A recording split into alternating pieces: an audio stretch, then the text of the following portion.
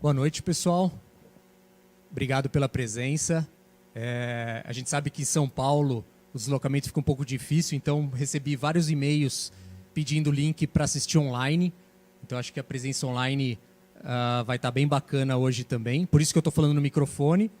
E antes de tudo, eu sou o Janser, diretor na GFI. E antes da gente começar, queria só apresentar quem é a GFI. Porque a GFI é baseada em 3 pilares. O pilar de finanças pessoais, que é realmente a ferramenta do planejamento financeiro.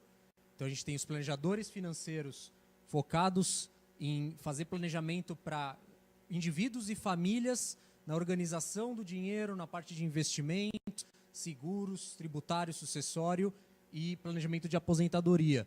Inclusive, o tema de hoje tem muito a ver com planejamento financeiro, porque é uma grande dúvida que surge com a parte de investimento no exterior. Existem muitos mitos, muitas dúvidas até da legalidade, né? Então existe até um certo preconceito quando se fala em investimento no exterior e a gente gosta desses temas justamente para desmistificar e democratizar o acesso, sabendo que é uma ferramenta possível também de planejamento financeiro. O outro pilar, desenvolvimento humano e organizacional. A gente utiliza muito a ferramenta do coaching integrativo, desenvolvido pela Rebeca, que é a diretora na área. E a área de negócios e soluções. Então, também uma assessoria empresarial ali para negócios que precisam, muitas vezes, de um apoio na gestão, muitas vezes até financeiro, para alcançar um novo patamar de crescimento da empresa. Então, a gente tem essa área aqui também de negócios e soluções, que é o terceiro pilar da GFI. Hoje, então, recebemos aqui Luiz Ernesto, especialista nessa parte, principalmente de planejamento tributário e sucessório, quando a gente fala de dinheiro no exterior, capital no exterior. Então, isso é muito bacana para mim, como planejador financeiro, também entender muito melhor essa parte. Luiz, muito obrigado pela presença. Deixar você à vontade para se apresentar aqui. E depois, só lembrando, a gente vai ter um momento de perguntas e respostas também. Tá? Então vai ser bacana, o Luiz vai fazer a apresentação dele e depois a gente vai ficar aqui para um momento de perguntas e respostas sobre esse assunto também. Obrigado. Boa noite a todos. Agradeço o pessoal da GFI, enfim, pelo convite para a gente explorar aqui um pouco esse tema do investimento brasileiro no exterior. Meu nome, como já foi apresentado, é Luiz Ernesto Oliveira, sou advogado e sócio do meu escritório, que é Guedes Nunes Oliveira Roquim, que é um escritório que, dentre algumas áreas de atuação, atua na estruturação de investimentos brasileiros no exterior. Entendido já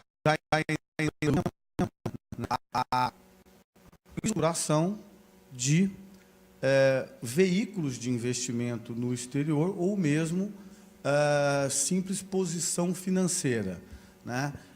Para clientes que buscam esse tipo de possibilidade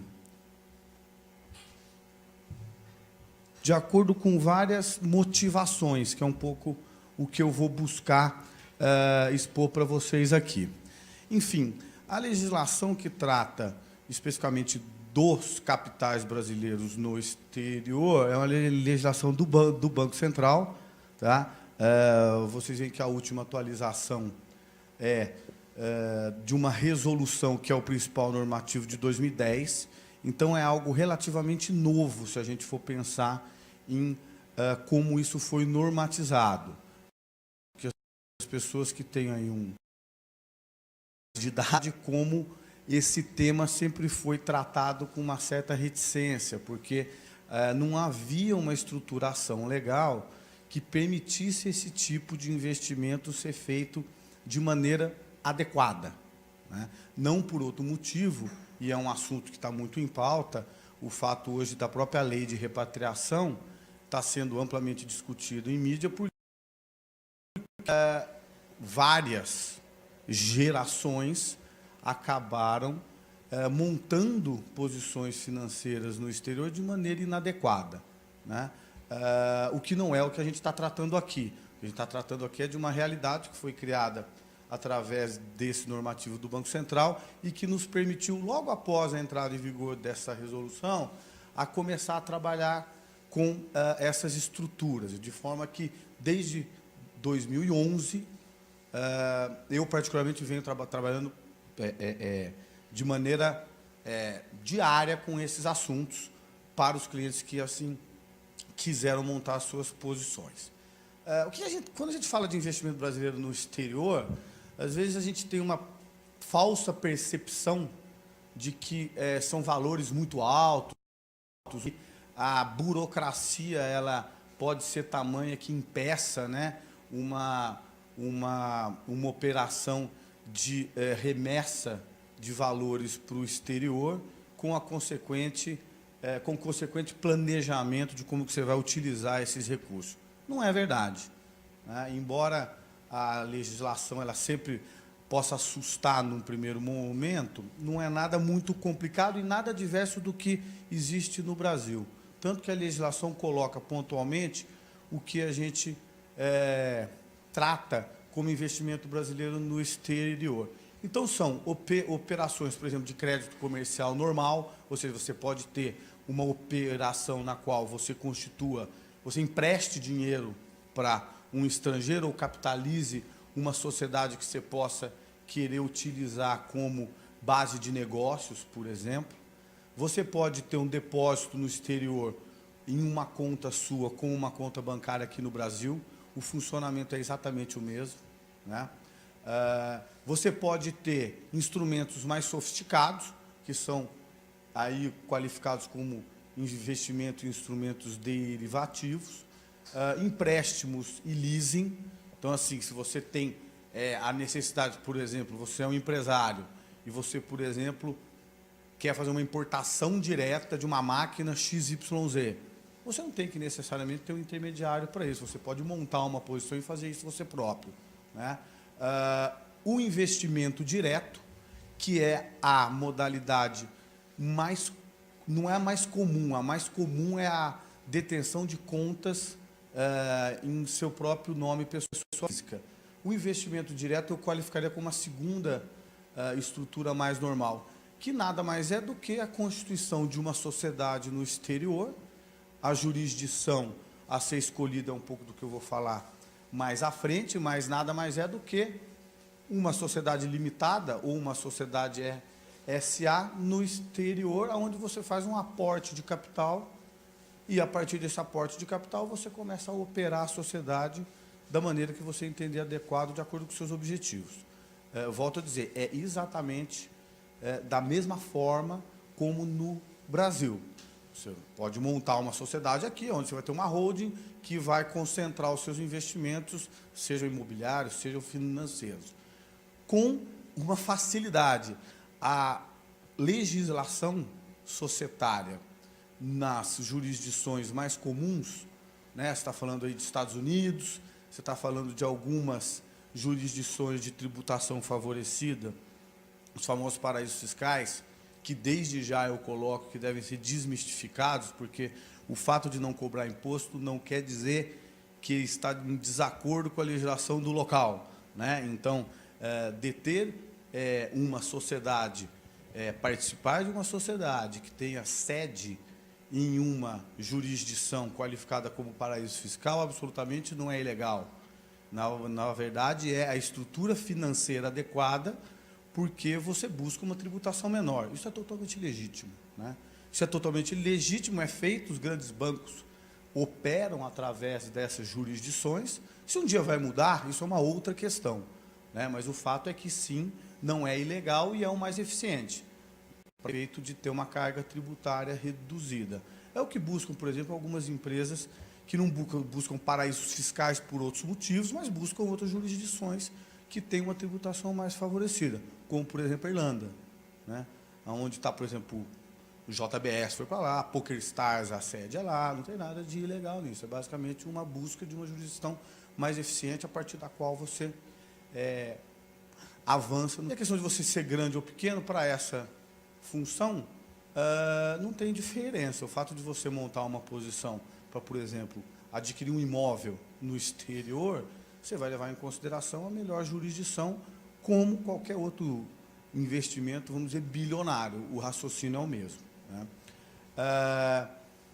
Existe também a possibilidade de você investir através de portfólios específicos, ou seja, você comprar uma participação direta em uma sociedade, mas que você não seja o controlador, que é o que a gente qualifica como portfólio.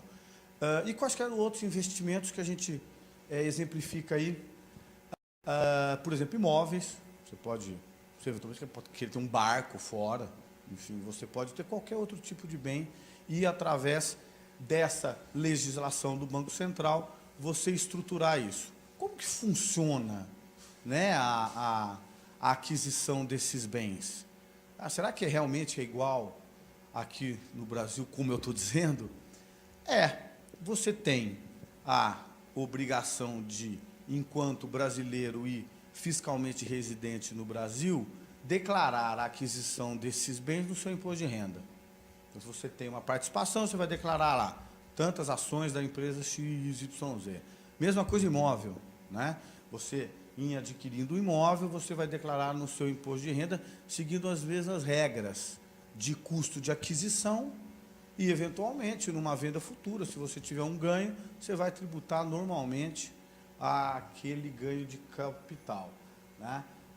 O que deve ser observado é justamente o procedimento burocrático para, principalmente, legitimar a remessa dos recursos que você tem aqui no Brasil para o exterior, que aí sim é uma problemática que a gente enfrenta pelo fato da legislação cambial brasileira ser uma legislação travada, né? É uma legislação antiga, é a Lei 4131, que é de 62, que ainda está vigente, né? O controle cambial no Brasil, ele é um controle comparável em determinados graus, né? Você não faz nenhuma remessa ou não recebe nada do exterior, a não ser que seja através de um contrato de câmbio específico, no qual você aqui apontar a natureza jurídica daquela transação que você está fechando, né? É totalmente diverso de qualquer outra jurisdição.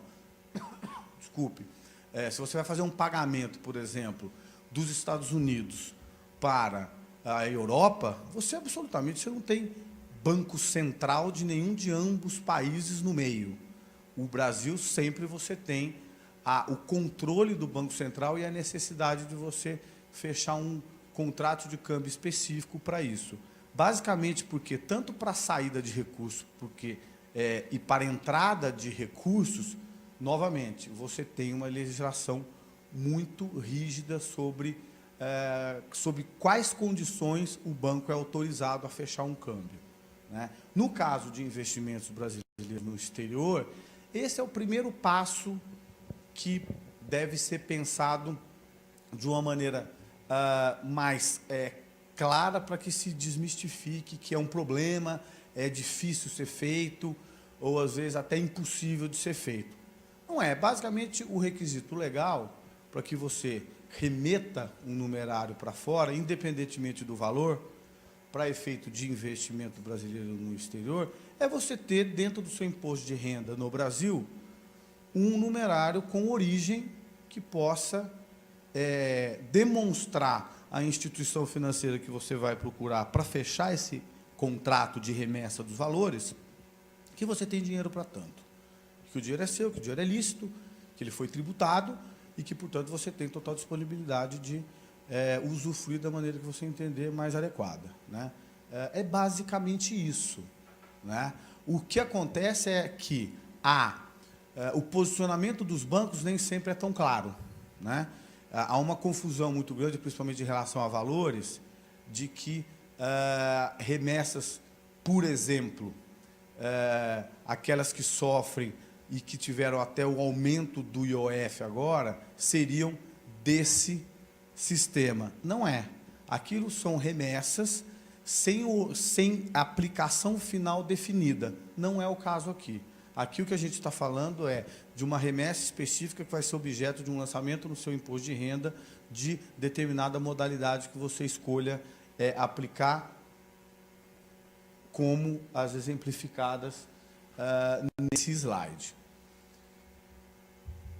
Passando um pouquinho à frente, me desculpe aqui, eu estou me adaptando ao sistema. Passando um pouquinho à frente e as ponderações do que leva a um brasileiro a pensar em montar uma posição no exterior. As motivações, elas são algumas, pelo menos na minha experiência, né?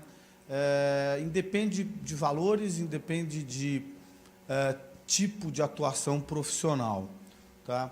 Mas as principais motivações são essas que eu listo no início aqui. Primeiro, a moeda forte, né? Você está tratando de ter uma posição em moeda forte, que, dependendo do perfil de cada um que pretende investir no exterior, isso é, sim, um seguro, né? Um porto seguro para uma realidade no Brasil que, há 10 anos atrás, era diferente, há 5, acho que era um pouco mais. Atualmente, a gente até acho que achava que estava vivendo uma certa tranquilidade, não é verdade, né? Teve uma máxima do dólar no final do ano, dizem que vai subir de novo, enfim. E se você tem, por exemplo, uma perspectiva de, dependendo da faixa etária, acho que a facilidade de acesso a outros mercados, por exemplo, para a educação, uma das motivações que eu vejo muito são pais que já pensam em montar uma poupança de estudo dos filhos, né? Essa é uma das motivações. Estabilidade política, a gente está falando aqui. Juros, né? A gente sabe que onde tem menos juros, logicamente, a estabilidade é maior. Aí você fala, bom, mas por que eu vou mandar o meu dinheiro para um lugar que tem menos juros, que paga menos juros do que no Brasil? Estabilidade, né? Acho que é, de novo, você ter uma posição em uma moeda que tende a ser bem mais forte do que você imaginar o real. Taxa de juros para financiamento. Isso é o inverso da moeda do juros altos no Brasil para remuneração.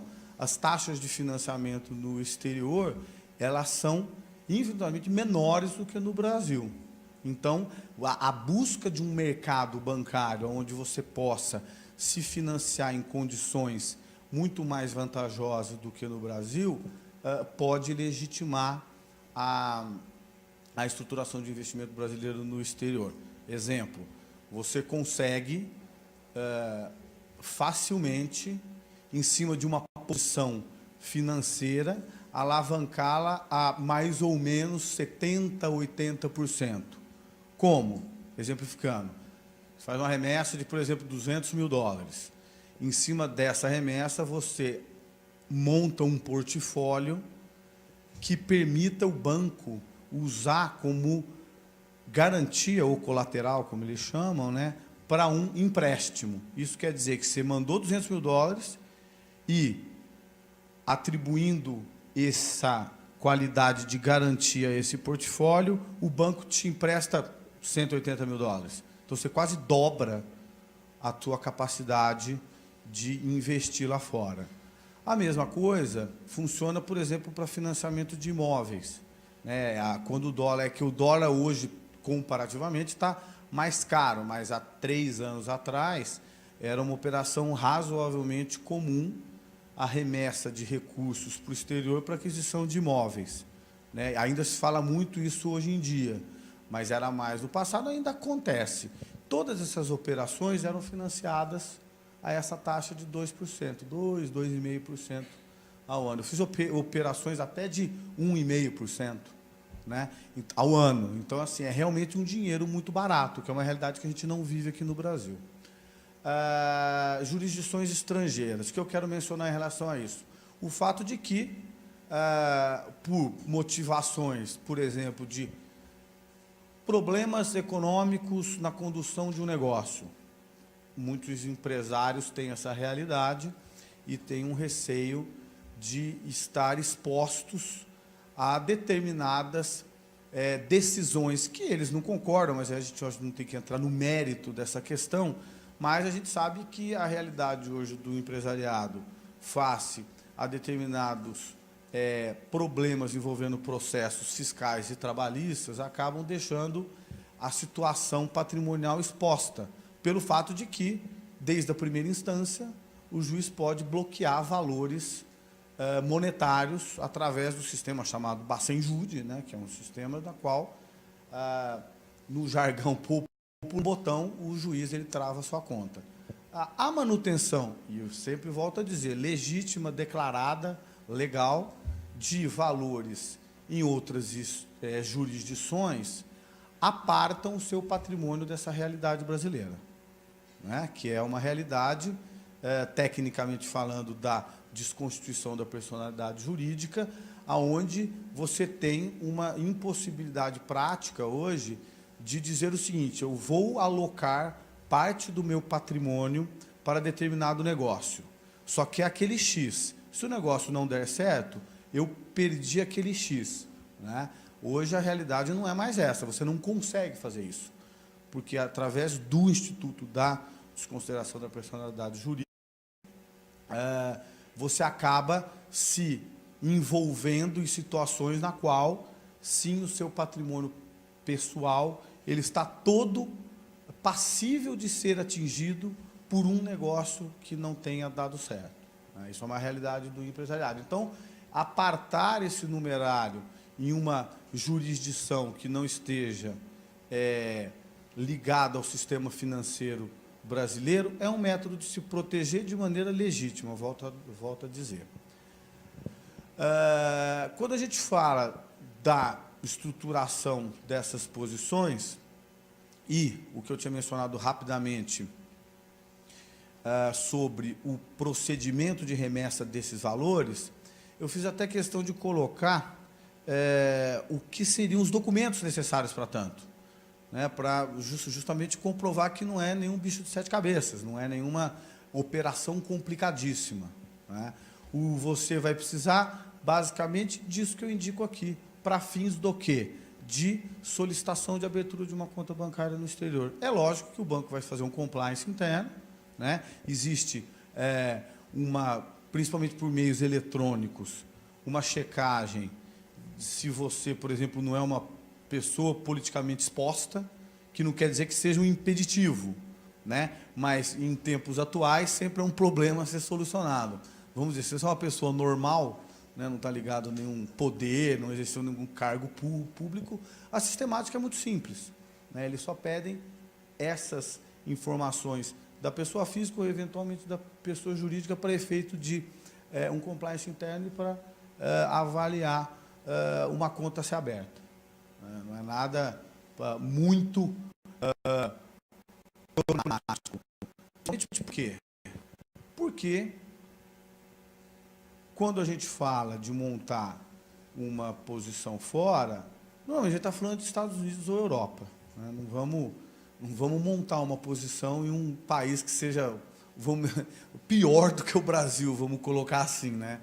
E, logicamente, quanto mais organizado, que acho que o termo desenvolvido fica um pouco antigo, mas quanto mais organizado o país em relação às instituições, menos são as exigências em relação à burocracia.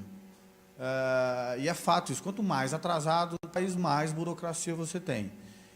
Por que isso? Porque nos Estados Unidos ou em qualquer país da Europa, você tem uma presunção de veracidade daquele documento que você entrega. Mesmo porque, se ele não for verdadeiro, e aí por isso que funciona, você realmente tem uma aplicação séria das penas de, por exemplo, falsidade ideológica, declarações falsas em determinados procedimentos e tudo mais. Aqui não existe, por exemplo, o conceito de reconhecer firma. É um negócio que a gente tem isso aqui no Brasil, mas absolutamente isso não acontece, né? Fugindo um pouco do tema, mas uma enfim, que é o meu dia a dia, de operações societárias, por exemplo, envolvendo partes estrangeiras, não existe esse conceito de você rubricar todas as páginas. Não existe. O documento é um só, você tem a signing page, que é a última página assinada, né? Isso facilita muito, até surpreende de maneira positiva quem tem um primeiro contato com essa burocracia leve. Fala, nossa, mas é só enviar uma cópia em PDF, não precisa cartório, cópia autenticada, não precisa, né, não precisa rubricado. Não precisa nada disso, porque justamente você tem a premissa de veracidade em relação àquelas informações. Do ponto de vista prático, isso facilita muito, porque o e-mail resolve, né? Você não tem um trânsito efetivo de papel, né? Então, é uma coisa que facilita muito e ajuda, né, a desmistificar a suposta complexidade de montar essas estruturas de financiamento de capitais no exterior. Aqui é um quadro no qual eu coloco já as duas modalidades mais frequentes de capitais brasileiros no exterior. Aquelas que são detidas diretamente pessoa física, ou seja, seu CPF, né, detendo uma conta bancária no exterior, ou um imóvel, ou o que quer que seja, versus uma pessoa jurídica funcionando como holding de investimentos. O que eu quero dizer? Em vez de você pegar o dinheiro aqui e mandar diretamente para uma conta em seu nome, você aporta esse dinheiro numa sociedade. Conceito idêntico ao do Brasil, de você ponderar se você investe em determinada ou em determinados investimentos através de uma pessoa jurídica ou diretamente na sua pessoa física. A questão dessa diferença, ela se dá principalmente pela questão tributária, mas passando item a item, nós temos, no caso da pessoa física, em relação a custos, uma vantagem que você não tem o custo de manutenção de uma pessoa jurídica. Depois eu entro um pouco quanto que custa isso efetivamente.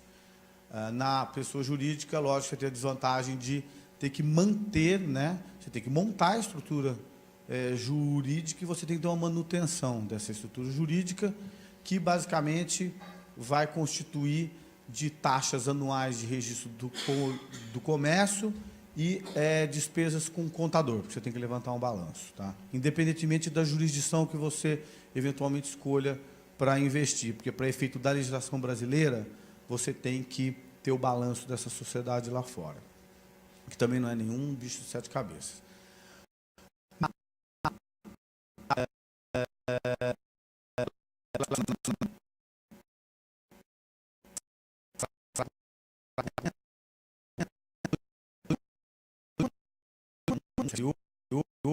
O fato de você tem que quitar o saldo dessa conta. Igual você tem o valor que o final do ano. A desvantagem você numa conta diretamente na pessoa física advém do fato que, diferentemente das contas bancárias detidas aqui no Brasil, que possuem uma legislação específica, qual é? Aquela de tributação na fonte. Quando você liquida uma posição financeira, você já é tributado. Enfim, eles se organizam muito bem para cobrar o imposto da gente aqui no Brasil, e a gente sabe muito bem disso. Lá fora, como não tem conexão com o sistema bancário brasileiro, você tem que oferecer a tributação dos ganhos advindos das aplicações financeiras. Então, se num ano você tem 100 mil dólares aplicado e no exercício seguinte você acaba esse exercício fiscal com 110 mil dólares, você é obrigado a tributar esses 10 mil que você ganhou. O problema é que, se você perder, você não é ressarcido. Então, você é tributado no ganho, mas você não compensa as perdas, né? Se algum dos senhores, enfim, já tem alguma tipo de variedade, problema das restrições, mas isso passou dentro do Brasil, você tem um sistema ali que você compensa, né? Aqui, se você não consegue fazer isso, não é preto no branco, mas o que eu estou dizendo é que lá fora você não consegue fazer isso, né? Você não consegue fazer isso. No caso da... e aí mais, você tributa o rendimento a tabela progressiva normal. Porque o rendimento fora do país, ele cai na regra geral da tributação, né? No caso de você aportar dinheiro numa sociedade e a partir dessa sociedade investir, você não tem esse problema, porque você cria um outro ente jurídico, né, em uma jurisdição que não é a brasileira, que vai ter uma vida própria, inclusive um balanço próprio. Então, ela vai aplicar dinheiro, ela vai ganhar, perder, né? Isso vai ser apurado normalmente, as regras tributárias são as mesmas. Você vai ser tributado, você não vai ser tributado, porque a jurisdição escolhida, logicamente, vai ser uma de tributação favorecida, ou seja, você não é tributado nos ganhos lá, volto a dizer, totalmente válido e legal, vai levantar um balanço anual, onde você vai apurar lucro ou prejuízo. O lucro, eventualmente apurado, ele não é objeto de tributação no Brasil. O único lucro que a sociedade poderia levar a pessoa física no Brasil a tributar é só se, em havendo lucro no exterior, esse lucro seja distribuído efetivamente, né? Então, em havendo uma distribuição que implica numa remessa de recursos aí da sociedade para a pessoa física no Brasil, que seria o retorno desse capital, aí sim você tributa. Mas a grande vantagem é, novamente, que você, dentro da estrutura societária, você apura, novamente, o lucro ou prejuízo e só tributa quando você distribui, o que na pessoa física, como eu mencionei, não funciona dessa maneira, tá? No caso, o outro item que eu menciono, que é a DCBE, o que é isso? A DCBE é Declaração de Capitais Brasileiros no Exterior, que é uma declaração que deve ser entregue ao Banco Central anualmente, tá? É o único procedimento burocrático a mais que qualquer tipo de investimento no Brasil, tá? Você tem a declaração de... Você vai declarar lá a posição que você tem e você tem que fazer essa declaração no Banco Central, que também é um procedimento eletrônico bastante simples, aonde, no caso da conta, simplesmente você vai indicar o saldo que você tem, né? E, no caso da sociedade, indicar o patrimônio líquido. É a única obrigação a mais existente. E, por conta disso, que é necessário também o levantamento do balanço da empresa que, eventualmente, você possa deter no exterior. No aspecto sucessão, a dificuldade em relação a deter a conta em pessoa física é porque ela vai entrar normalmente vai ter que ser arrolada, né, no caso, no evento falecimento, como bens do decujus aí, e entrar no inventário normalmente, com as dificuldades de se pode movimentar a conta, se não pode movimentar a conta, né? No caso da sociedade, tem uma facilidade de, em determinadas jurisdições, que são as mais normais, onde as estruturas são montadas, de você emitir cotas com cotitularidade. Isso quer dizer o quê? No evento falecimento, a sociedade não fica, que a gente chama acéfala, ela não fica sem um representante ou sem alguém com poderes de assinar pela sociedade e, inclusive, movimentar os bens, enquanto a participação do falecido seja ajustada dentro do inventário normalmente, tá?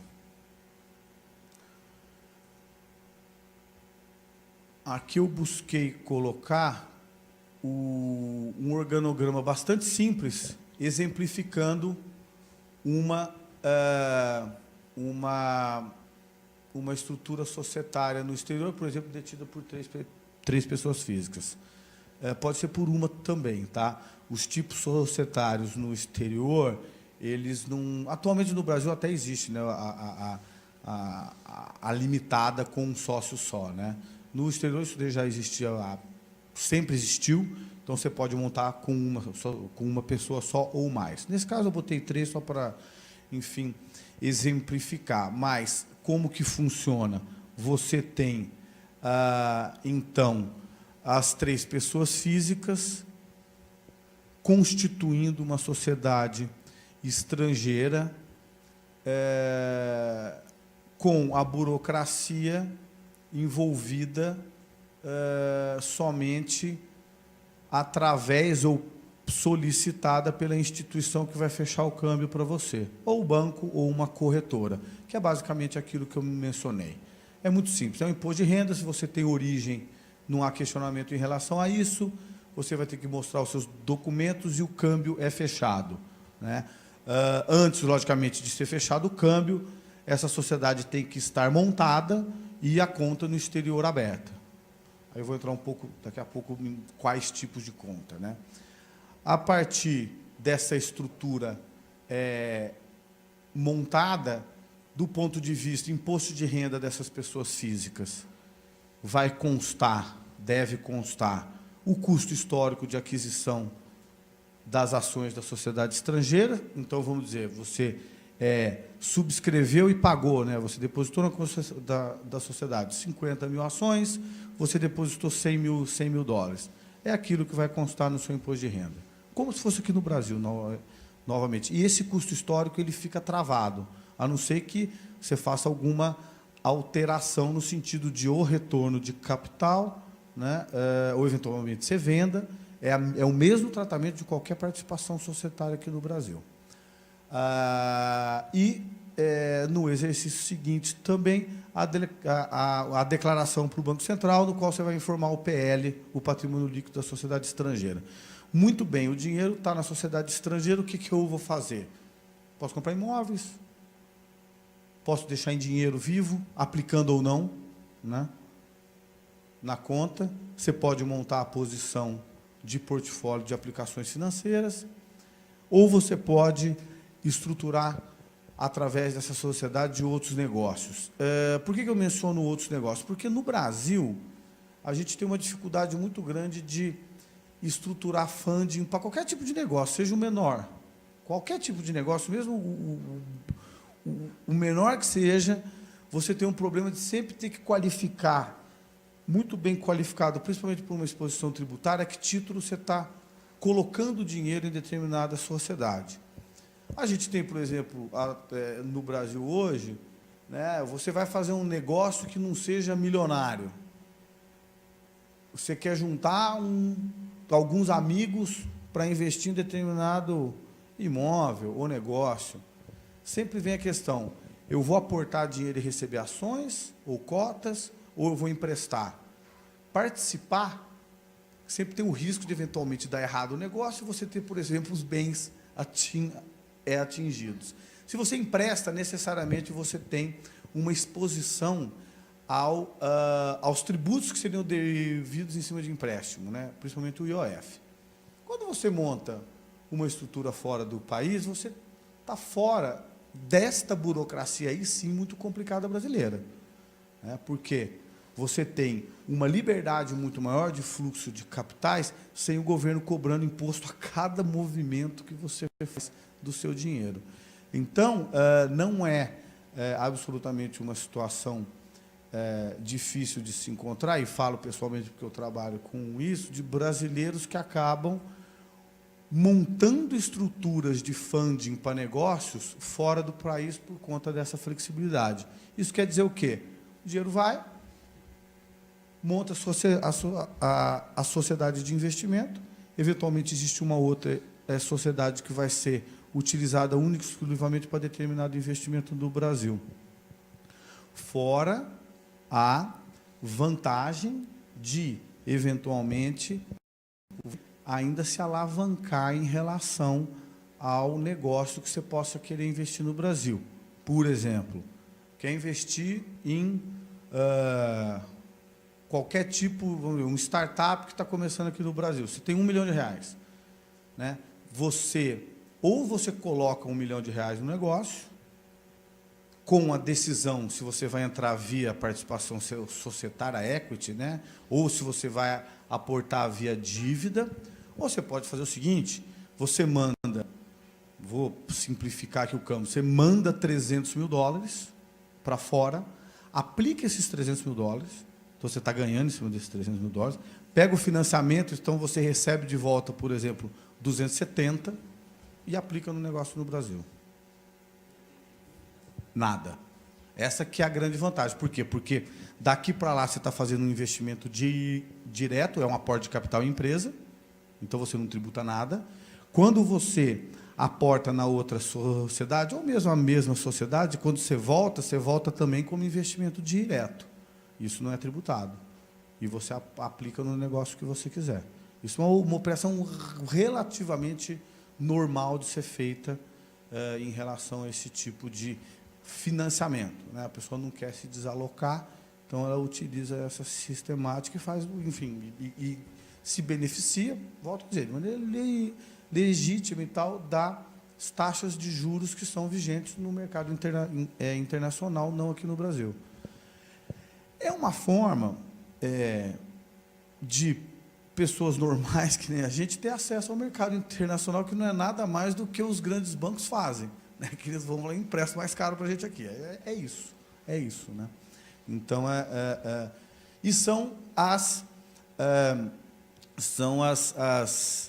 os tipos de estruturas externas mais comuns. No caso dos imóveis, a mesma coisa, que é aquele exemplo que eu dei, né? Ou seja, você manda o dinheiro, você alavanca em cima dele e compra o imóvel, né?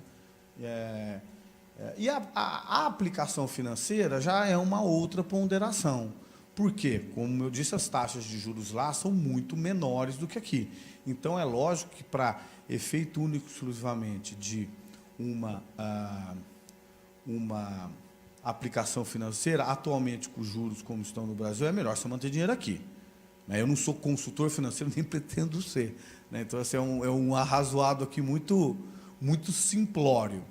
Mas o que eu posso dizer com conhecimento de causa é que uma posição relativamente ortodoxa de aplicação fora, você vai ter um rendimento aí de 5% até 6% ao ano, né?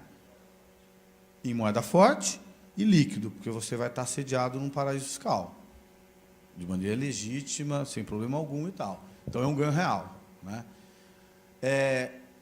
Dependendo do tipo de investidor que você é, até aqui no Brasil, se você considerar essa rentabilidade em moeda forte e fizer uma conta, grosso modo, do que realmente você ganha no ano, bruto, em real, e efeito inflação, às vezes você está equalizado, né? Então, é uma realidade que não é...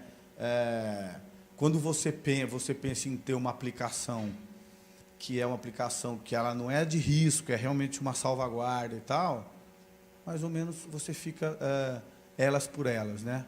Fora a questão psicológica também de você ter uma posição fora do país que você naturalmente tende a mexer menos, né? Porque não está aqui no país e tal.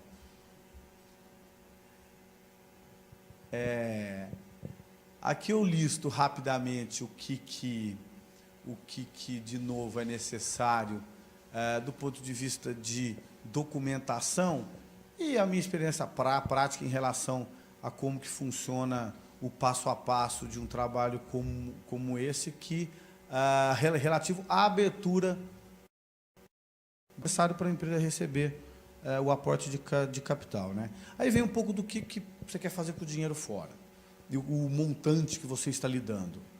Não existe limite mínimo, absolutamente. Você pode mandar $5 mil, $10 mil, absolutamente não existe isso, né? O conceito é outro, que é o mesmo conceito aqui do Brasil, né? Se você for buscar um atendimento em qualquer segmento private de qualquer banco, eles vão pedir lá um valor mínimo que você deixa aplicado.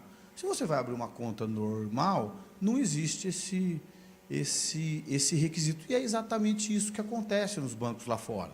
Tanto os bancos que a gente conhece, Itaú, Citi, ou alguns outros bancos que não existem aqui no Brasil.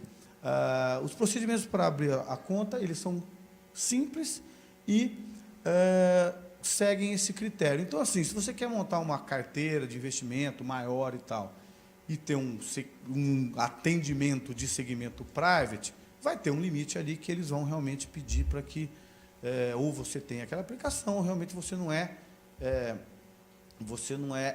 elegível para aquele segmento do banco.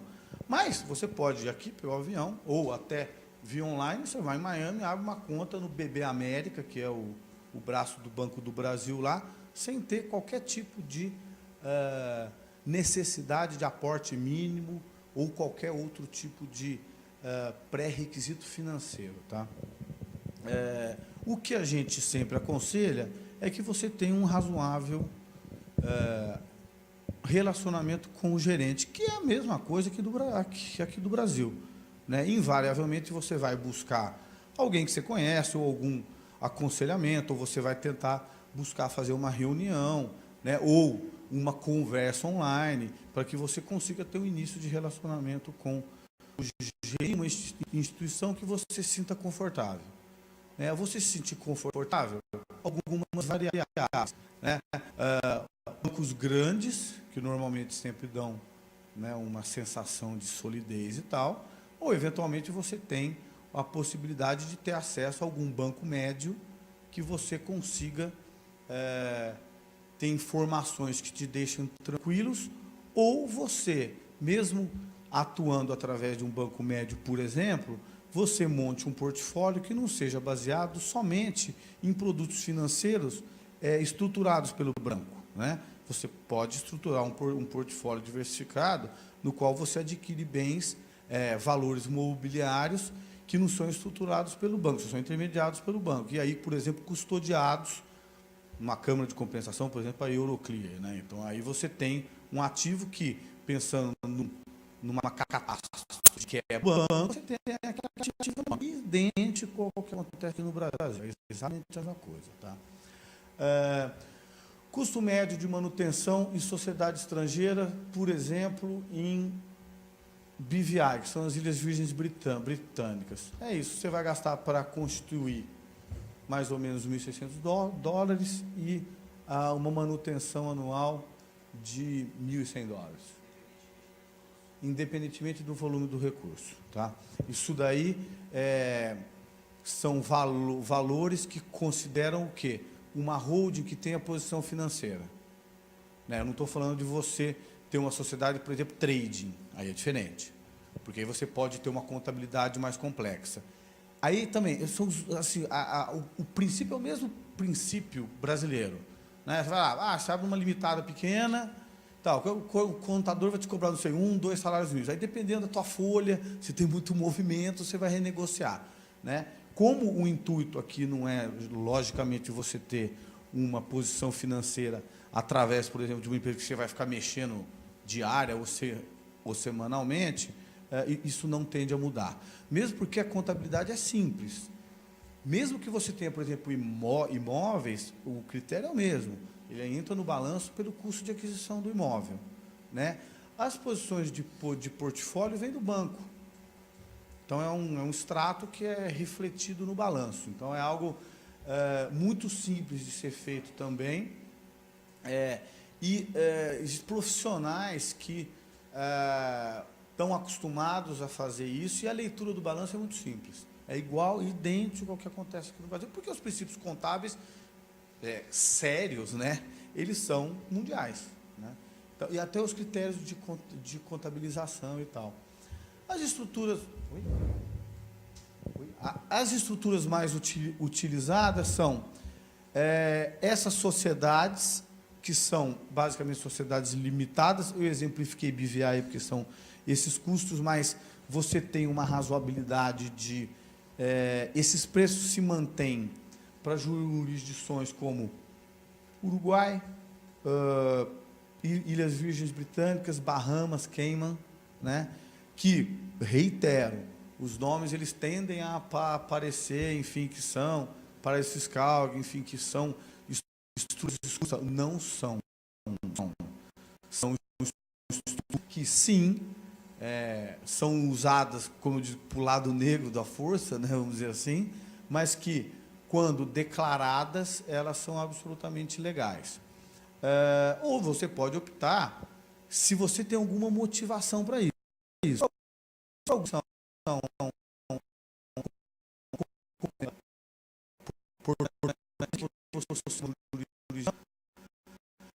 Negócios financeiros que são realizados lá, embora com ativos fora, te tributem lá. Não tem sentido você fazer isso.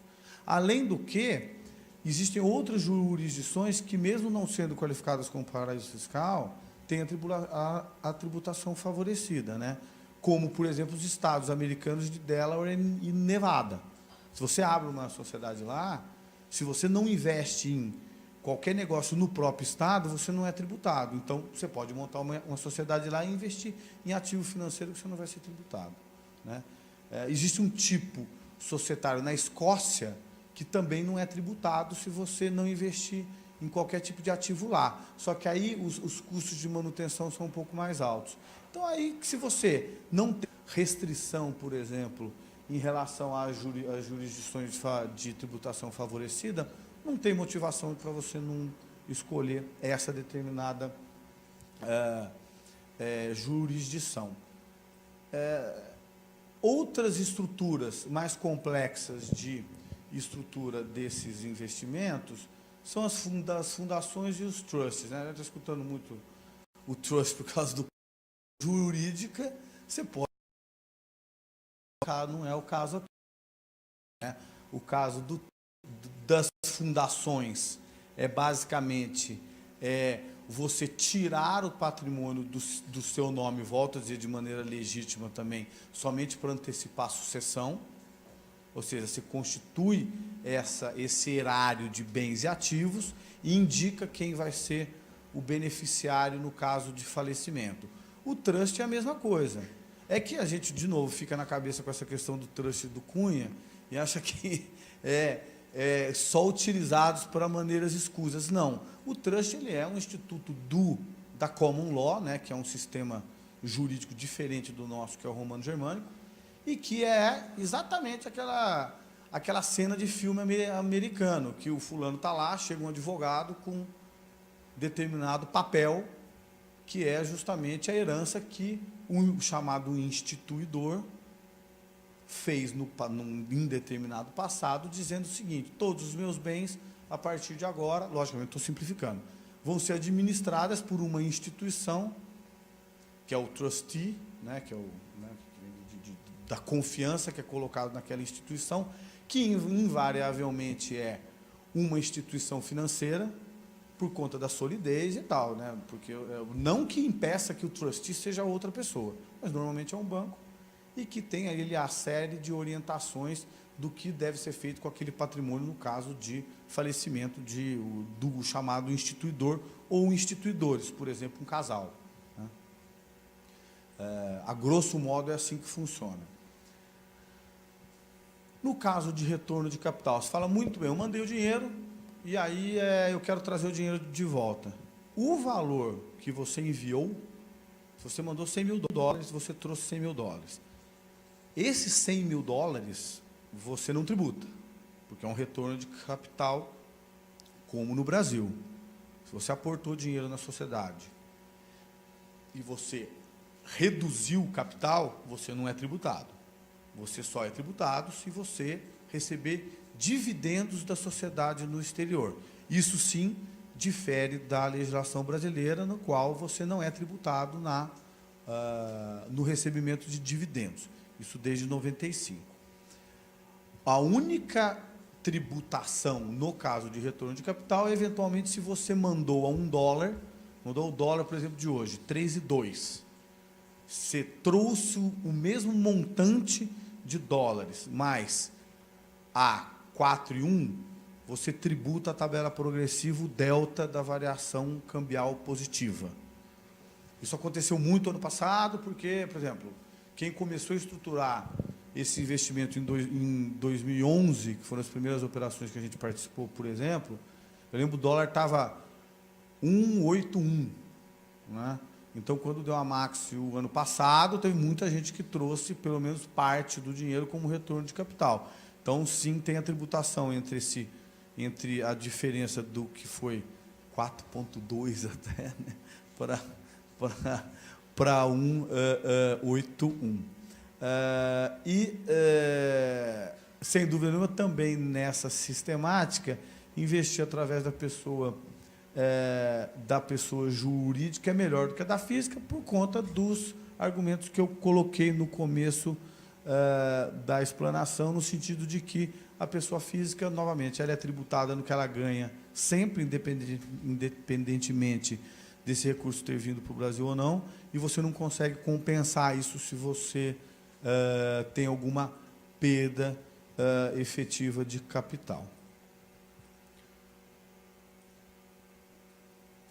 As obrigações acessórias ao investimento brasileiro no exterior, eu já mencionei um pouco, é justamente o lançamento que você deve fazer na sua declaração de renda, nada mais do que isso, e a declaração de capital brasileiro no exterior ao Bacen, essa chamada DCBE, que é esse procedimento eletrônico também, que é bem mais simples do que o imposto de renda, tá? Sobre o investimento brasileiro no exterior, que era algo que relativamente você não via muito isso na mídia e tal, o que a gente tem hoje muito atual, né, é a questão da lei de repatriação, porque existem historicamente aí, e por conta exatamente por não haver à época, né, uma legislação que permitisse esse fluxo de capitais do Brasil para o exterior de maneira simples e desburocratizada, como acabei de explanar para vocês, né? E por motivações muitas, desde medo de um plano Collor, né, até enfim, desconhecimento sobre como que essas posições podem ser montadas de maneira regular, adequada, existe aí uma boa parcela de recursos de brasileiros que não declaram esses recursos no exterior.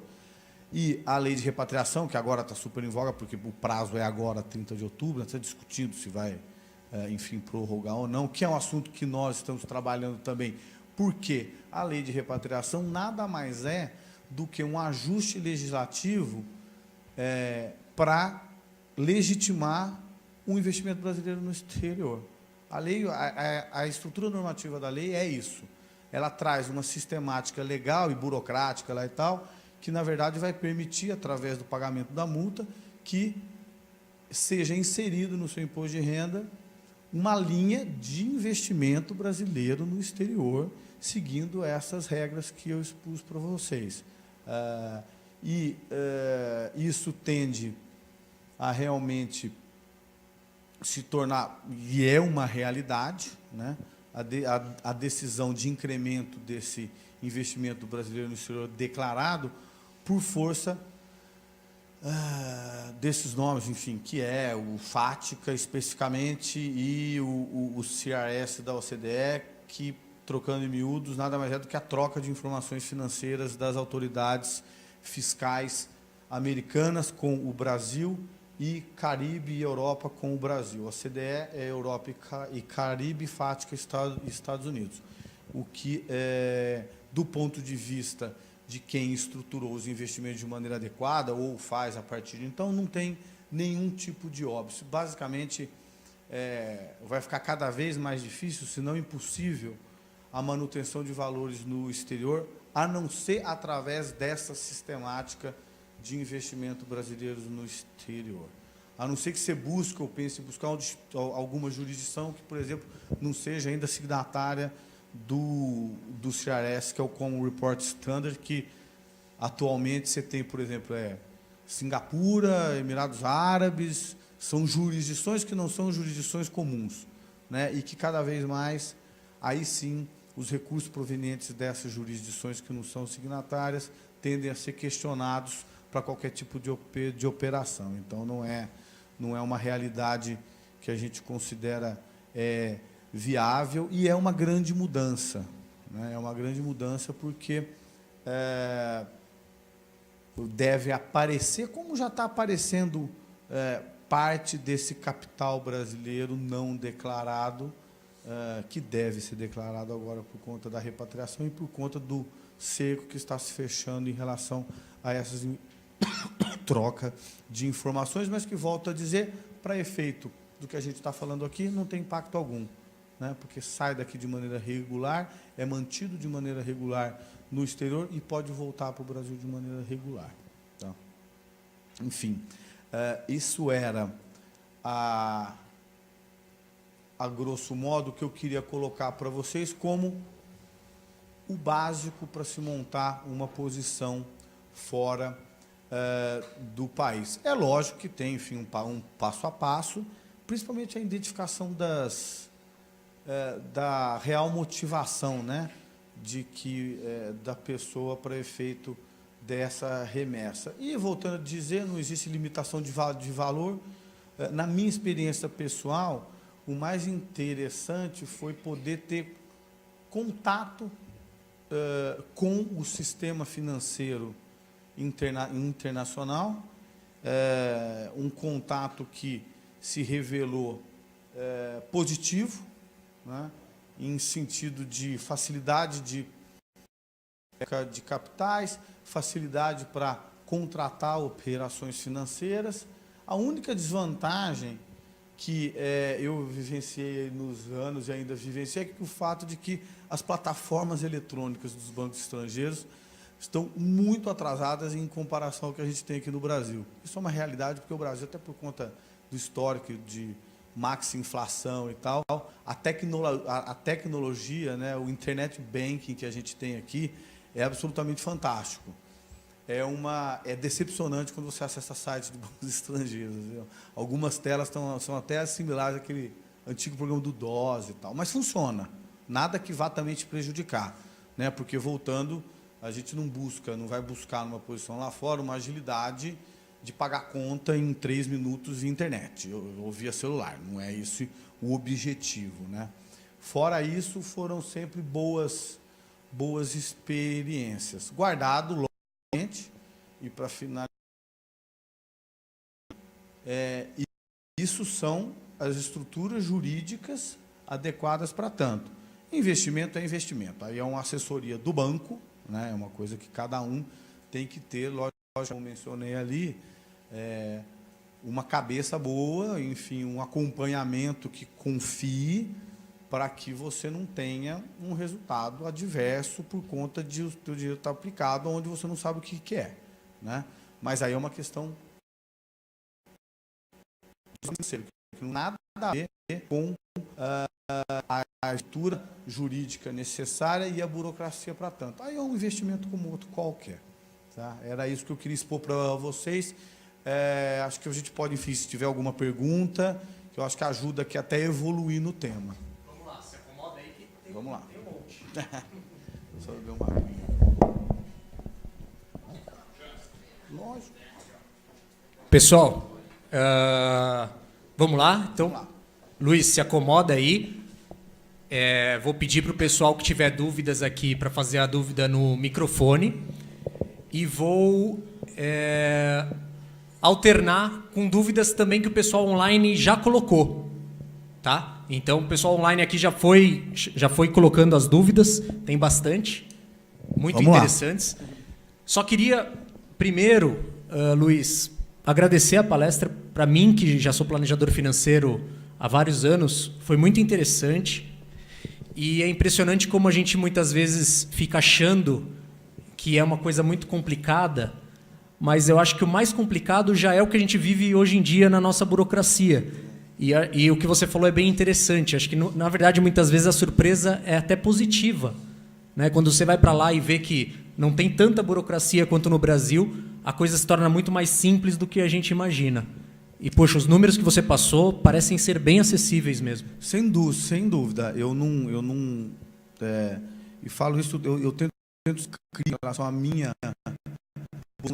dizer que não é burocrático, talvez porque eu trabalho com isso e naturalmente você trabalha com a coisa, você se acostuma, né? Mas eu não considero, não. Eu acho que não é, e acho que realmente parte de talvez um preconceito, ou enfim, esse tabu de que, enfim, é muito complicado estruturar. Não é como vocês viram, né? Não é nenhuma... Eu até tentei me estender mais em relação aos passos burocráticos, mas que realmente não tem. É isso aí mesmo, não é nada mais do que isso. Que legal. Então, vamos lá. Primeira dúvida aqui. Boa noite. A minha dúvida surgiu quando você estava explicando que se a gente manda 100 mil e traz sem ganho de capital, não tributa. Ficou claro. E se eu quiser trabalhar com alavancagem, aí eu mando 100 mil para compor uma sociedade, pego um empréstimo de $200 mil e aí eu trago de volta esses 200 mil que eu peguei emprestado. É como eu estou trazendo mais do que eu mandei, mas é um capital que tem que estar emprestado, não é renda, né? E aí tributa? Como que é? Eu declaro para não tributar? A dúvida ficou na tributação porque, teoricamente, está voltando mais do que foi, né? O que eu expus sobre a tributação é exclusivamente no caso de você trabalhar com o retorno daquele capital inicial que você investiu. No caso da alavancagem, na verdade, você não vai operacionalizar um retorno de capital. Na verdade, você vai pegar o que está disponível na sociedade lá fora e trazer para o Brasil como um investimento direto no Brasil. É a mesma operação que você faz de remessa, você ingressa, mas aí você ingressa como investimento direto no Brasil também, e aí você não tributa. Tá? É uma outra operação de investimento ao contrário. Você declara... entendi. Tá? Okay. Você não vai trabalhar, nesse caso, com nenhum tipo de modificação no que você está lançando no seu imposto de renda ou na sua declaração do Banco Central. Na verdade, é a sociedade que você tem lá mandando dinheiro como investimento aqui para o Brasil. Como se fossem operações totalmente independentes. Exatamente, exatamente. Ok, obrigada. Imagina. Vamos lá. Alternando, então, com a dúvida online aqui. O Tiago, ele falou de contratos com uma seguradora americana, né? A SEC, não vinculados à SUSEP, que é do Brasil.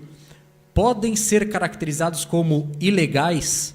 Ele falou que ele tem acesso a um produto lá que devolve 100% do montante ao final da fase de contribuição.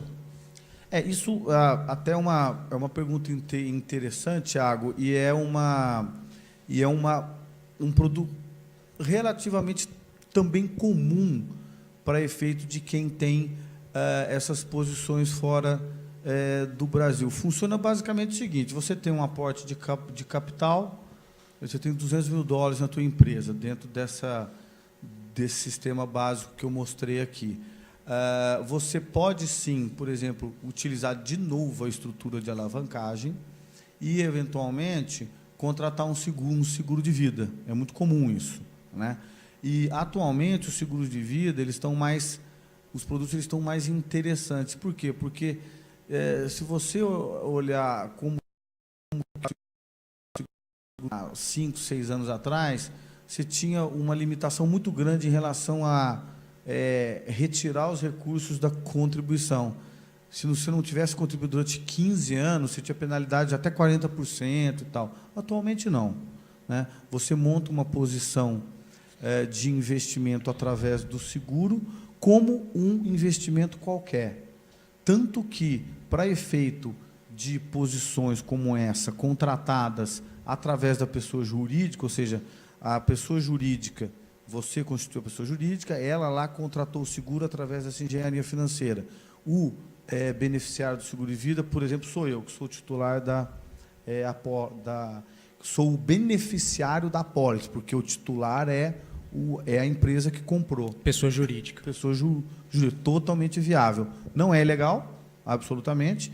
O questionamento é porque, no caso de algumas contratações passadas que teriam que observar a disposição da SUSEP, que é o órgão regulador dos seguros aqui no Brasil, dizendo que você não pode contratar no Brasil um seguro que seja oferecido aqui. Então, o fato de você contratar lá, primeiro você está fora da jurisdição brasileira, então você não entra nessa seara da discussão se é oferecido ou não. E outra coisa, a contratação não é aqui no Brasil, a contratação formal é lá fora, porque a sede da sociedade é fora do Brasil. Mas, eu, por exemplo, sou titular eu sou beneficiário da apólice, né? No evento falecimento, existe sim um procedimento de câmbio específico aqui, que quem vai receber seguro de vida recebe um barulho aqui, recebe inclusive sem tributação, tá? Inclusive sem tributação. Então é perfeitamente viável e é legal de ser feito isso. Mas legal, você falou na pessoa jurídica e na pessoa física quando é contratado lá. Quando é contratado lá. Certo. Tá? Quando é contratado lá. Perfeito. Tá. Vamos lá, dúvida aqui. Oi. Boa noite, Luiz. Primeiramente, parabéns pela explanação. Obrigado, obrigado. Muito esclarecedora e eu acho que abriu a mente de todos aqui e os que estão online. A minha dúvida é uma hipótese, uma hipotética. Imaginando uma jurídica, uma consultoria limitada de prestação de serviço. E ela percebe uma oportunidade, ela é sediada no Brasil, e ela percebe uma oportunidade de negócios num outro país. Eu imagino que a abertura de uma filial não seja uma opção. Essa seria uma primeira dúvida. A segunda é a seguinte, vamos supor que não possa ser possível a abertura de uma filial, porque são outras leis, enfim. E os sócios desejem abrir realmente uma empresa lá no outro país. Como que ficaria toda a parte de emissão de nota, por exemplo, invoices ou receipts, sei lá, os nomes que dão no país? As empresas, os sócios têm que se inteirar de como esses conceitos lá e toda a legislação local, imagino também. E como ficaria, por exemplo, a parte de prolabore, participação nos lucros? O prolabore é tributado lá no local, como é trazido para o Brasil? Essa parte toda me interessa, porque no Brasil o prolabore é tributado, participação, e INSS, PIS, COFINS, você sabe tudo. Como que ficaria essa parte? Uma sociedade brasileira, né? Se ela for constituir algum outro braço, né, jurídico no exterior, normalmente o termo filial, e porque não é até o caminho inverso. Por exemplo, nenhuma matriz, por exemplo, a General Motors não tem filiais aqui no Brasil. Ela tem uma subsidiária, que ou seja, uma empresa investida pela matriz, né, e que tem personalidade jurídica própria. A filial, do ponto de vista técnico, é o mesmo ente que a matriz, né? Então, se uma estrutura viável a empresa brasileira constituir uma empresa lá fora, no mesmo sistema, mas, em vez de você ter uma pessoa física sócia, você tem uma pessoa jurídica. A desvantagem é porque, no Brasil, se a sociedade possui participação societária no exterior, necessariamente ela tem que ser optante pelo lucro real, o que, no caso da consultoria, é um desastre, porque lucro real não faz sentido nenhum no caso de consultoria. Mas, em, eventualmente, algum outro segmento de atuação, pode ser viável a sociedade constituir em nome dela uma outra sociedade, essa subsidiária no exterior.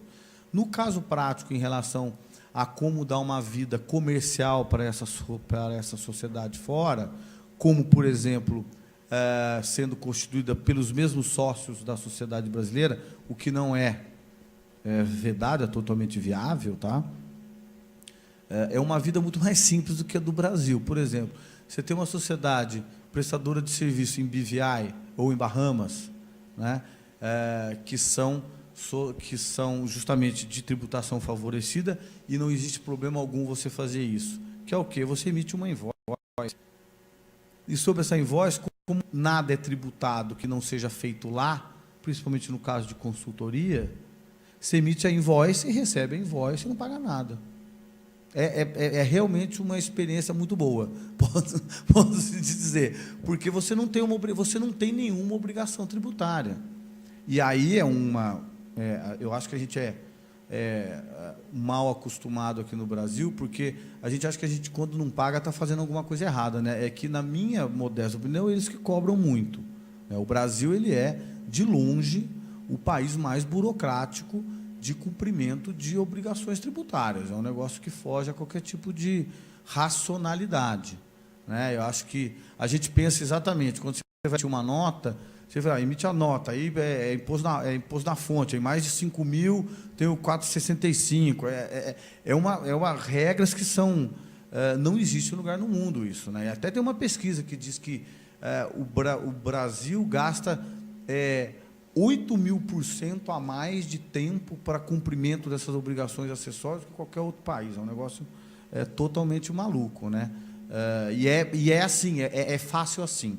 Se você realmente, por exemplo, for prestar tal tipo de serviço, que a consultoria, você consegue, em determinada circunstância, você não tem que necessariamente alocar para determinado país. Mas, eventualmente, se você for prestar de maneira reiterada e tal, determinada consultoria, ou Portugal, Estados Unidos, algum estado e tal, aí sim vale a pena se entender como é que funciona a contabilidade lá.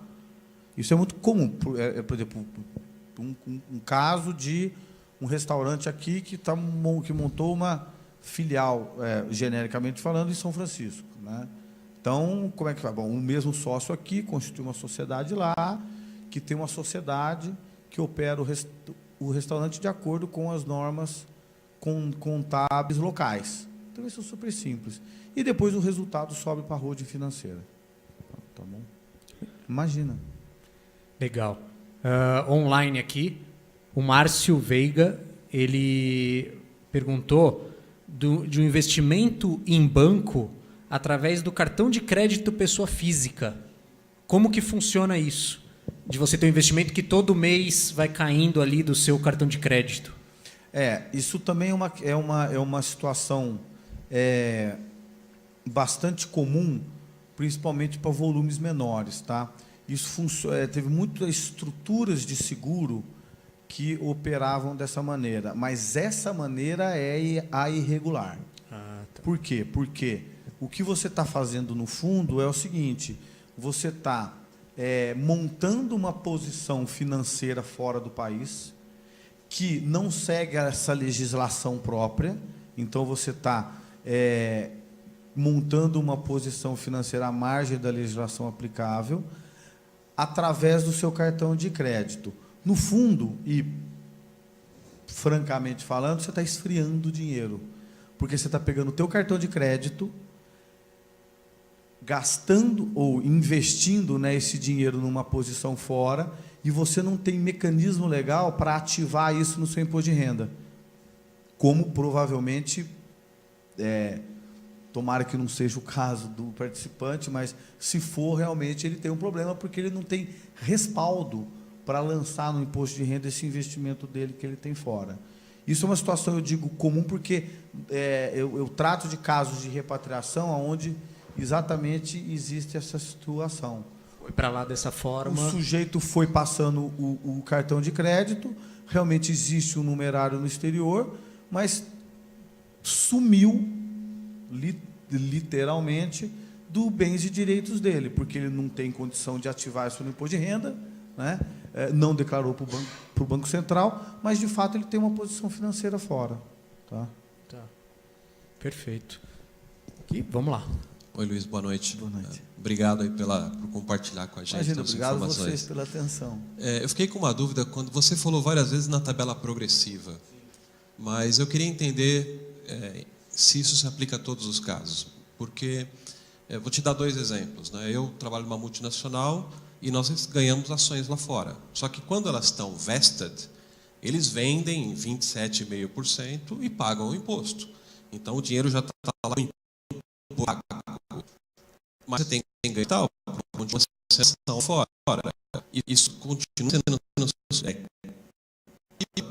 ou ele entra em capital e aí é os 15%, coisa assim. Essa é uma dúvida. A outra é imóvel. Porque se eu tiver um imóvel lá fora, ele pode ter valorizado de um ano para o outro. Você falou, no final do ano você tem que declarar e pagar o imposto de novo. Se o imóvel valorizou, eu pago o imposto todo ano sobre o valor do imóvel? A primeira questão é exatamente como você colocou. Porque quando ela vested, quando as opções elas vested, né, elas maturam, elas não existiam dentro do seu patrimônio. Então, por conta disso, entra na tabela progressiva os 27,5%.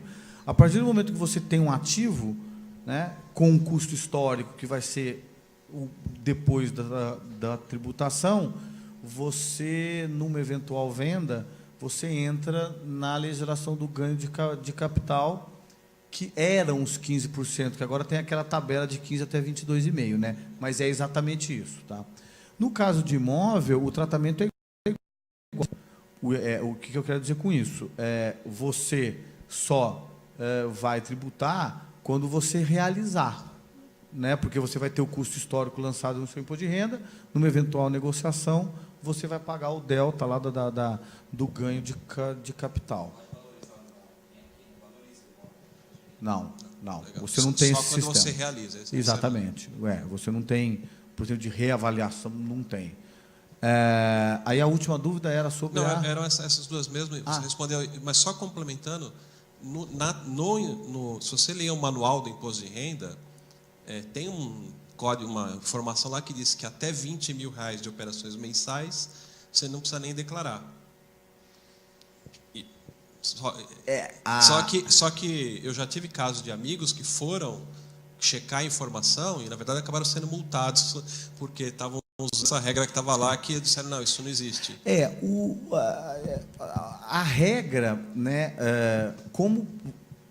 voltando ao que eu falei no início, como não tem uma legislação específica de posições financeiras fora, é a grande motivação que a gente sempre entende que buscar ter um veículo societário facilita muito mais e deixa isso muito mais claro, porque você tem um balanço. E aí sim a legislação é muito clara, no sentido de dispor de que, em relação às sociedades do exterior, o lucro apurado, mas não distribuído, não é objeto de tributação. Isso, ano passado, em uma MP, tentaram tributar. E aí não passou, virou a lei. Então, assim, é claro que não tem essa tributação. Essa é uma regra muito clara. Mas a regra, por exemplo, de como que você paga esse imposto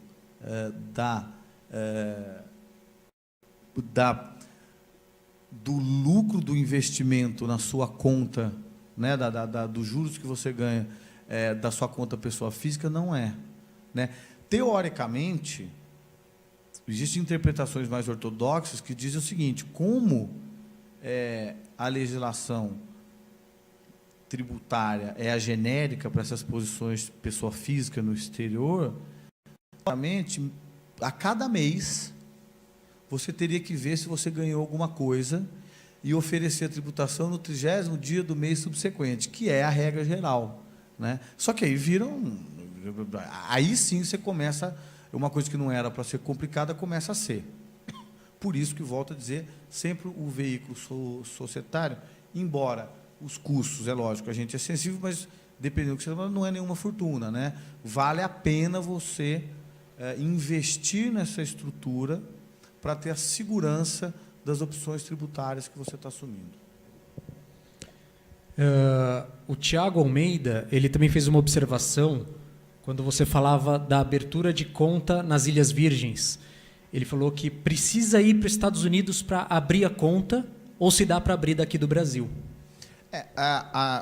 São duas coisas diferentes, né? Acho até boa pergunta para a gente esclarecer. Uma coisa é a jurisdição da sociedade propriamente dita, né? Então, enfim, a escolha da jurisdição, levando em consideração aí, se não tem algum óbice e tal, a tributação favorecida é uma boa opção. Como, vou dizer, esses fundos operam através de BVI, queima e tal. Isso é uma coisa, a jurisdição, a sede da companhia. A outra coisa é onde você vai ter conta. Uma empresa, por exemplo, constituída nas Ilhas Virgens Britânicas, pode ter conta num banco na Europa, um banco na França, um banco na Suíça, na Inglaterra, nos Estados Unidos. Isso é uma outra coisa. Para a instituição, normalmente, você não precisa ir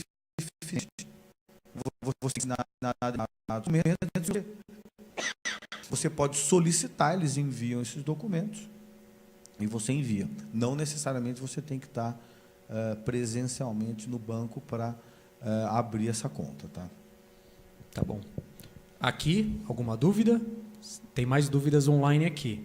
A Andréia Mota, ela deu um exemplo aqui, enviou $100 mil, manteve a conta corrente lá fora, não aplicou, não teve rendimento nenhum, $100 mil. No retorno desse investimento, ou desse dinheiro, qual seria a tributação? E ela quer saber a comparação da regra como pessoa física e como pessoa jurídica.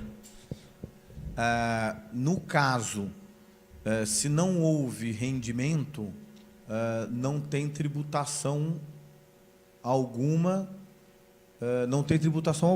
tá?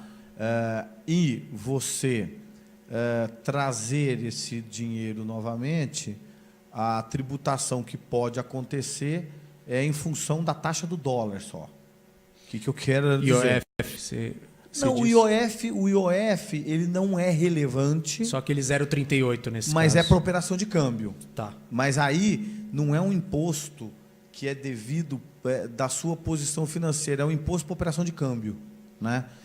Eu estou falando aqui basicamente de imposto de renda. Certo. Então você não tem a tributação do imposto de renda por não haver rendimento. O que pode acontecer a tributação é a diferença cambial. Se você mandou a 2, na prática acontece o seguinte, vamos simplificar. Você tinha $100 mil, vamos lá, $200 mil, você mandou o câmbio de 2. Então chegou lá $100 mil. Estou simplificando. Aí o câmbio virou 3. Eu mandei $100 mil para cá, o 200 virou 300. Então se tributa esse 100. É isso. E tanto na pessoa física quanto na pessoa jurídica? Nesse caso é igual, porque a pessoa jurídica entraria no tratamento de retorno de capital, que é a mesma sistemática. Perfeito. Tá.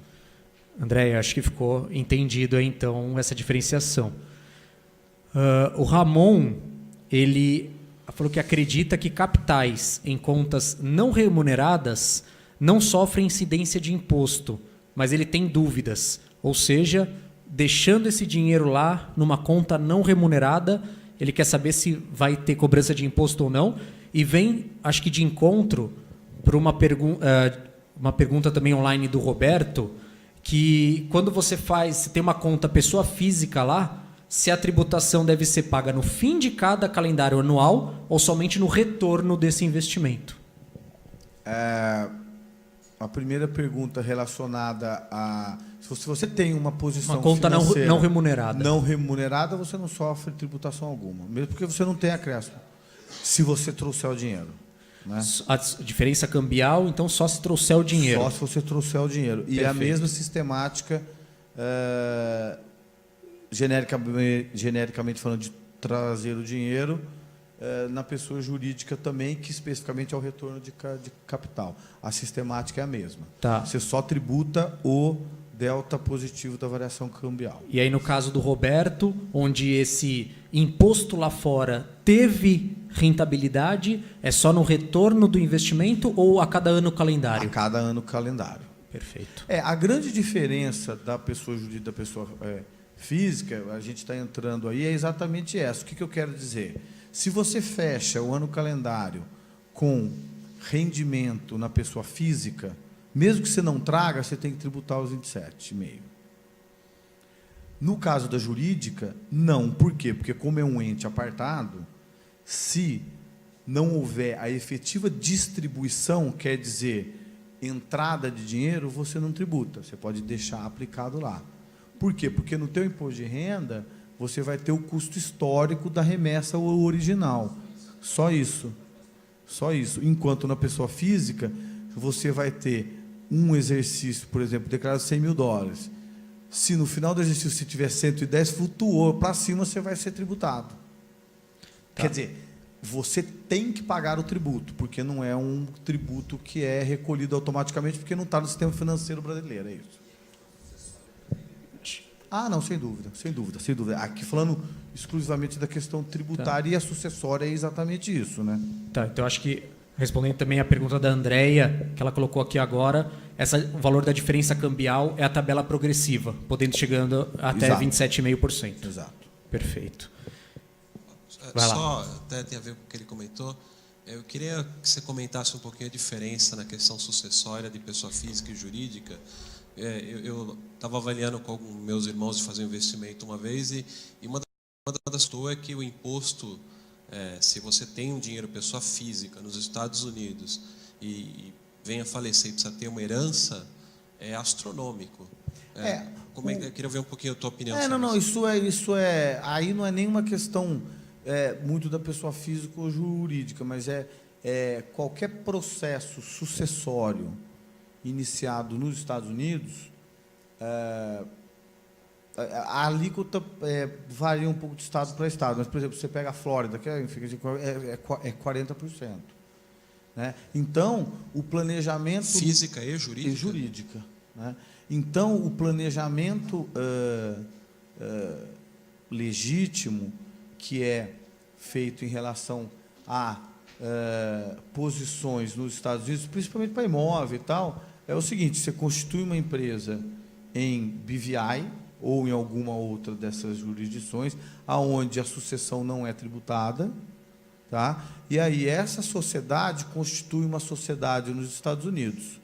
Porque não adianta também você constituir diretamente uma sociedade nos Estados Unidos, porque se você morre, você tem uma ação que é sujeita à jurisdição dos Estados Unidos. Então, você monta uma BVI, aí você investe lá, e aí, no evento falecimento, a sucessão, ela não é nos Estados Unidos, ela é em BVI, ou qualquer que seja. Né? E é por conta disso. Ok, você dobrou aqueles custos que você falou. Aí você dobra. Aí você dobra. Móvel, você tem de móvel.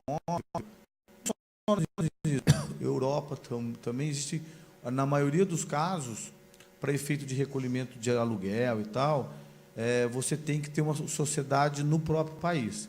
E aí, então, o anteparo societário na jurisdição de tributação favorecida, ela tem que ficar um passo a mais, tá? Por conta disso. Estamos indo para o fechamento aqui. O Roque perguntou se o balanço da empresa estrangeira pode ser feito por qualquer contabilista habilitado no Brasil e se deve ser apresentado a algum órgão oficial. Não, o balanço ele tem que ser elaborado por alguém autorizado, por um contador da jurisdição da empresa estrangeira. É semelhante ao que acontece aqui no Brasil, ou seja, um balanço de uma sociedade brasileira só pode ser elaborado por um contador com cadastro no CRC. Né? Então, assim, é o equivalente lá fora. O procedimento de produção desse balanço, ele não existe nada exaustivo sobre como que tem que ser apresentado ou não.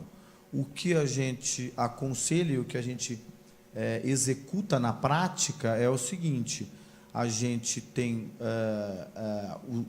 os assessores estrangeiros, eventualmente até dentro de um próprio escritório de advocacia, ou não, ou uma empresa apartada de contabilidade, elabora esse balanço com base nas documentações relevantes, como, por exemplo, instrumentos de aquisição de imóvel,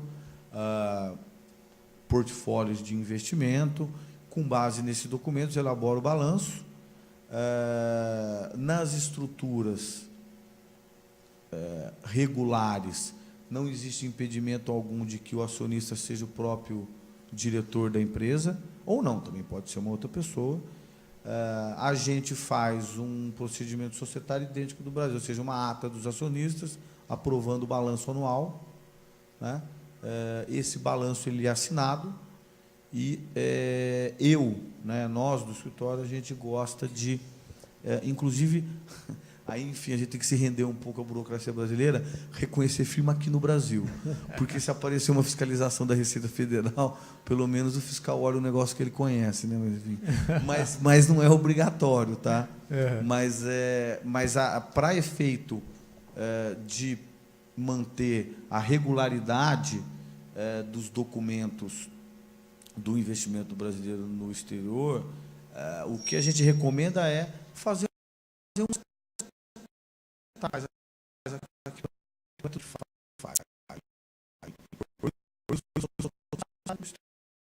os atos constitutivos dela, anualmente vai ter uma ata aprovando, vai ter os atos constitutivos, vai ter a ata aprovando o aumento de capital inicial ou outros aportes de capital com os respectivos contratos de câmbio que foram objeto da remessa, anualmente uma ata aprovando as contas com cópia do balanço, com firma reconhecida e tal, para não cair naquela velha questão do você ser questionado que você está fazendo balanço para trás e tal. Então, você faz o balanço dentro do prazo adequado, assina, reconhece firme, pronto, é isso. Mas para ter uma preciosidade ali para garantir qualquer... E é uma preciosidade que também, de novo, não é nada que dá muito trabalho.